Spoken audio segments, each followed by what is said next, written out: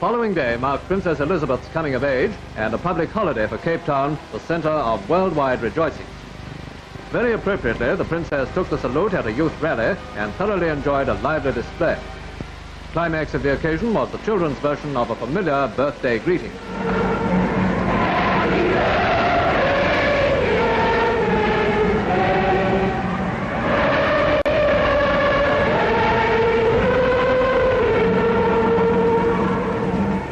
The young Elizabeth, accompanying her parents, King George VI, and her mother, Queen Elizabeth I. Here, reading a speech on the 21st birthday that coincided with her visit in South Africa.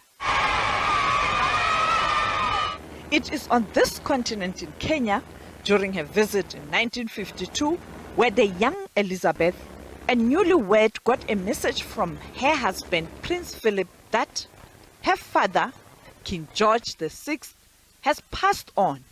The tragic news reached Princess Elizabeth and her husband while in Kenya, and the new queen left immediately for London. Sad homecoming of a young queen. The Atalanta was punctual, and bearing a message from the Queen Mother, the Duke of Gloucester entered the plane. And then, bravely concealing her emotions, Queen Elizabeth II emerged.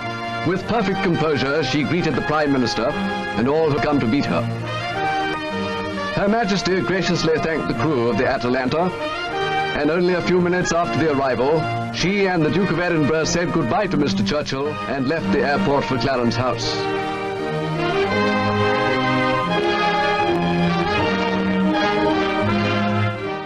The incident that completely changed her life. She was back at the southern tip of the continent again in 1995 during the presidency of the late former President Nelson Mandela, and setting her foot in Cape Town again, where she made a prophetic speech on her 21st birthday, returning to this country, now being a queen and the head of the Commonwealth. Former President Mandela also visited Buckingham Palace. And to Madiba, she was just Elizabeth. Ladies and gentlemen, the President of the Republic of South Africa and Her Majesty, the Queen. The Queen later returned to South Africa during the Commonwealth Summit that was hosted by Madiba's successor, Thabo Mbeki, who was then a head of state of South Africa. Mr. President,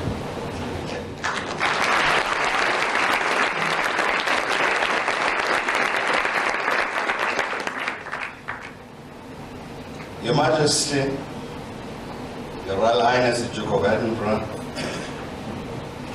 President Mandela and Mrs. Graça Machel. Mbeki also visited Buckingham Palace in the year 2000.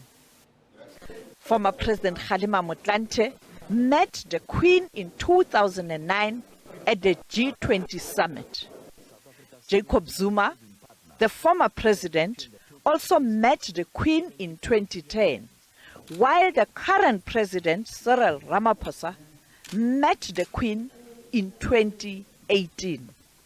This is a tradition within the Commonwealth family to meet the Queen at the Buckingham Palace when heads of state and government are on the state visit to the United Kingdom. Sophie Mgwen, SABC News, Johannesburg.